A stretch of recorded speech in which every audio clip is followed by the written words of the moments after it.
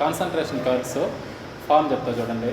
ఏదో ఒక బెంచ్ మీద కూర్చొని కొంచెం వైట్ స్టాండ్స్ తీసుకొని డంబుల్ని హోల్డ్ చేసిన తర్వాత మన ట్రైసెప్ ఎగ్జాక్ట్గా ఈ థైస్కి సపోర్ట్ తీసుకొని ఇలా ఉన్న బాడీ ఈ సైడ్కి లీన్ అయితే మనకు బైసెప్ స్ట్రెచ్ నీట్గా స్ట్రెచ్ అవుతుంది అండ్ వే క్రియేట్ అవుతుంది. బైసెప్ని ఎలా లేపాలంటే ఈ ఎల్బోకి వెయిట్ స్ట్రైట్గా ఉండాలి, ఇట్లా లేపాలి. చాలామంది ఏం చేస్తారంటే ఇటు కూర్చొని ఇట్లా వేస్తూ ఉంటారు స్ట్రైట్గా. అప్పుడు మనకు నార్మల్ కర్ల్సే చేస్తున్నాం, దాంట్లో పెద్ద తేడా ఏం లేదు. అందుకని లోపలికి ఉండాలి.